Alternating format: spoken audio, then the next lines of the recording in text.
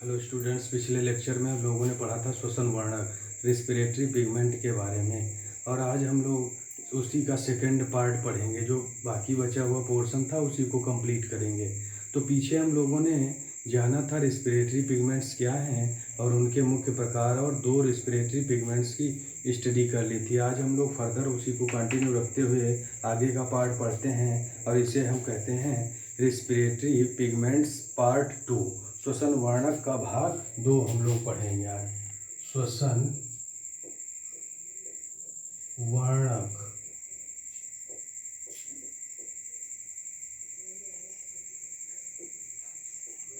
Respiratory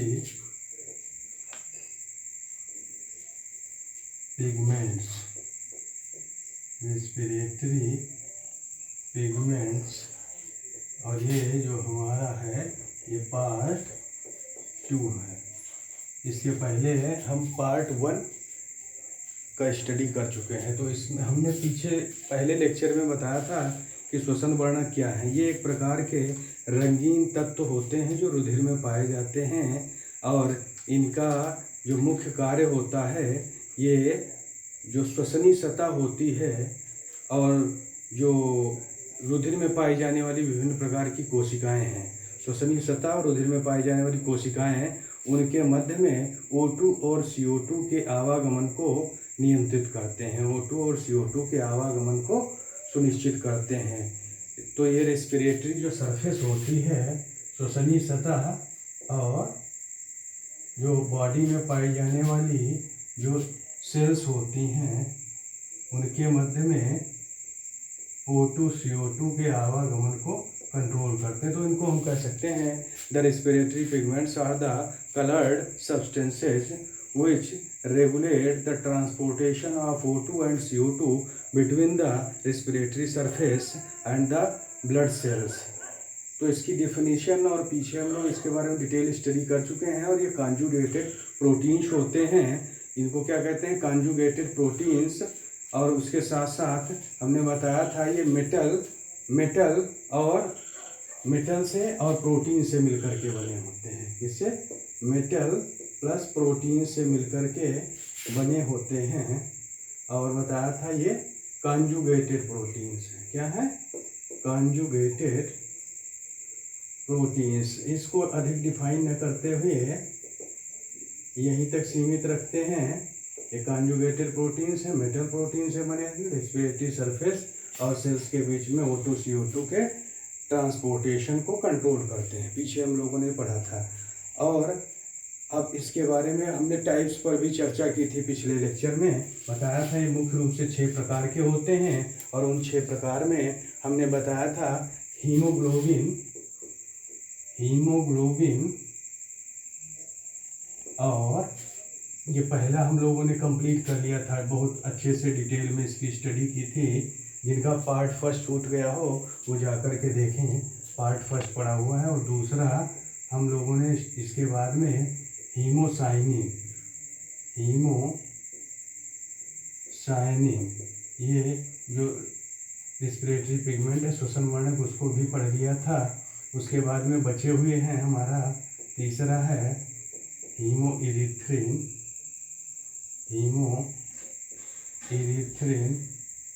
चौथा पिन्नाग्लोबिन, पांचवा इकाइनोक्रोम, और सिक्स्थ है वैनेडियम। तो जो 4 बचे हमारे रिमेनिंग हैं रेस्पिरेटरी पिगमेंट, उन पर हम लोग आज आगे फर्दर स्टडी कंटिन्यू रखते हुए उसके बारे में पढ़ेंगे और अच्छे से जानेंगे। तीसरा रेस्पिरेटरी पिगमेंट है जिसे कहते हैं हम हीमोइरिथ्रिन। इसके बारे में जानेंगे ये क्या है और किस किस में पाया जाता है। तो हीमोइरिथ्रिन जो है एक प्रकार का रेस्पिरेटरी पिगमेंट है जो ब्लू ग्रीन कलर का होता है। ब्लू ग्रीन कलर का पिगमेंट होता है, नीले हरे रंग का वर्णक होता है, और इसमें जो एज ए रेस्पिरेटरी पिगमेंट जो मेटल होता है वो कापर प्रेजेंट होता है। कापर मेटल इसमें पाया जाता है।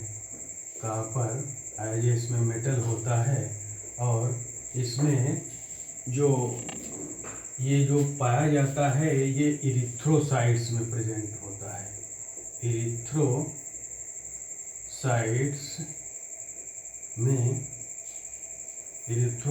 में प्रेजेंट होता है। इन्हें हम आरबीसीज या लाल रुधिर कणिकाएं, रेड ब्लड कार्पस्कल्स भी कहते हैं, उसमें ये पाया जाता है। और इसके अगर हम एग्जाम्पल देखें किन किन एनिमल्स में पाया जाता है, तो ये क्रस्टेशियंस, ब्रेंकियोपॉड्स,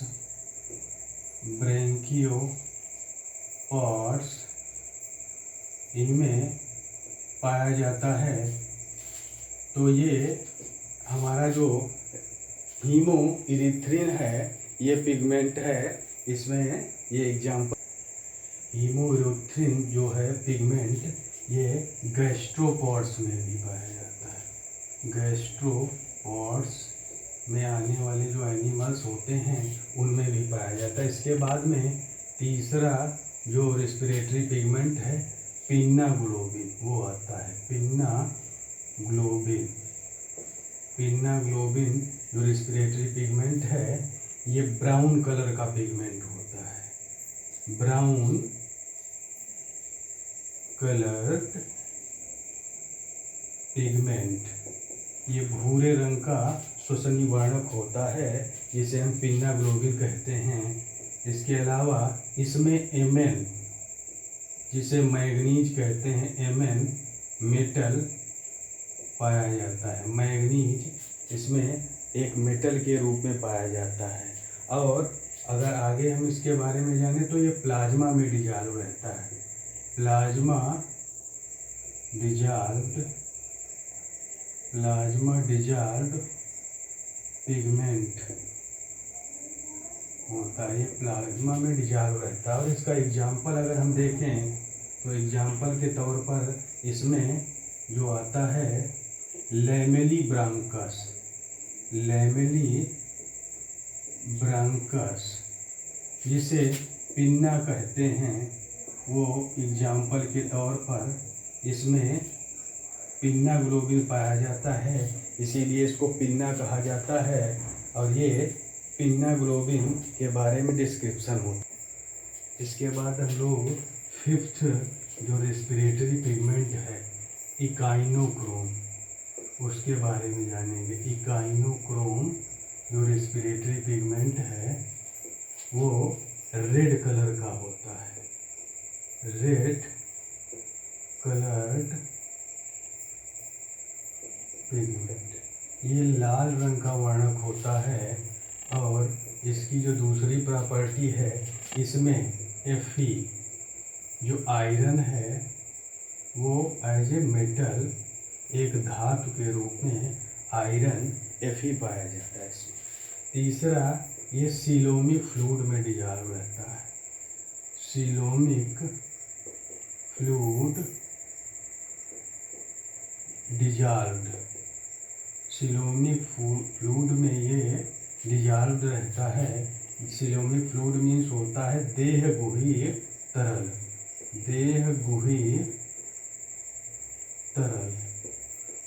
जो फ्लूइड मटेरियल पाया जाता है बॉडी कैविटी में, उसमें डिजॉल्व फॉर्म में रहता है। और इसके अगर हम एग्जाम्पल के बारे में देखें तो जितने भी इकाइनोडर्मेटा में आने वाले एनिमल्स हैं, इकाइनोडर्मेटा फाइलम में आने वाले जितने भी एनिमल्स हैं उनमें ये पाया जाता है। खास करके अगर एग्जाम्पल के तौर पर देखें तो जो सी अर्चिन है, समुद्री खीरा जिसको कहते हैं, या सी अर्चिन, उसमें उसके प्लाज्मा में डिजॉल्व रहता है। सी अर्चिन के प्लाज्मा में डिजॉल्व रहता है। उसके अलावा एंटीडॉन में ये पाया जाता है। और एंटीडान के साथ साथ में इसका अगर और हम एग्जाम्पल देखते हैं तो इसका अन्य एग्जाम्पल में हमको इकाइनोडर्मेट्स में एक और एग्जाम्पल बनता है जिसे स्टार फिश कहते हैं। स्टार फिश, उसमें भी इकाइनोक्रोम एज ए रेस्पिरेटरी पिगमेंट या श्वसन वर्णक के रूप में पाया जाता है। इसके बाद में हम सिक्स्थ और लास्ट जो रेस्पिरेटरी पिगमेंट है, श्वसन वर्णक है, उसके बारे में जानेंगे। इसे कहते हैं वैनेडियम। वैनेडियम तो ये ग्रीन कलर का पिगमेंट होता है, ग्रीन कलर्ड पिगमेंट, हरे रंग का वर्णक होता है। और इसमें वैनेडियम एक पिगमेंट के रूप में, वैनेडियम जो होता है एक मेटल या धातु के रूप में प्रेजेंट होता है। वैनेडियम को हम बी सिंबल से डिनोट करते हैं। उसके अलावा ये वैनेडोसाइट्स में पाया जाता है। वैनेडोसाइट्स में प्रेजेंट इन वैनेडोसाइट्स। तो जो वैनेडोसाइट्स हैं एक स्पेशल टाइप ऑफ सेल्स होती हैं, एक स्पेशल टाइप ऑफ सेल्स होती हैं जो एसिडियंस में पाई जाती है। एसिडियंस, एसिडियंस मीन्स होता है सी स्क्वायर्स। सी स्क्वायर्स, सी स्क्वायर्स का मीन्स होता है समुद्र के किनारे। समुद्र के किनारे, जो समुद्र के किनारे पाए जाने वाले एनिमल्स होते हैं उनको हम सी स्क्वायर्स कहते हैं। इसमें बेसिकली हम एसिडियंस को देखते हैं। एग्जाम्पल के तौर पर इसमें एसिडियंस आते हैं और उसमें हमारा एग्जाम्पल आता है हर्डमानिया। हर्डमानिया, हर्डमानिया में ये वैनेडियम पाया जाता है। वैनेडोसाइट सेल्स होती हैं और उसमें ये हमारा श्वसनी वर्णक वैनेडियम पाया जाता है। रेस्पिरेटरी पिगमेंट्स जो होते हैं उनके फंक्शंस की बात करते हैं, जो इनके कार्य हैं। फंक्शंस ऑफ रेस्पिरेटरी पिगमेंट्स, जो श्वसन वर्णक हैं इनके मुख्य रूप से कार्य क्या होते हैं, इस पर हम लोग ज़रा हाईलाइट करते हैं। तो जो गैसियस ट्रांसपोर्टेशन होता है उसमें ये हेल्पफुल होते हैं। गैसियस ट्रांसपोर्टेशन, जो विभिन्न प्रकार की गैसें हैं, खास करके O2 एंड CO2, उनके आवागमन, जो O2 और CO2 है, ऑक्सीजन और कार्बन डाइऑक्साइड, उसके आवागमन को ये नियंत्रित करता है जो श्वसनी वर्णक होते हैं। ये दूसरा जो श्वसनी वर्णक हैं ये एक बफर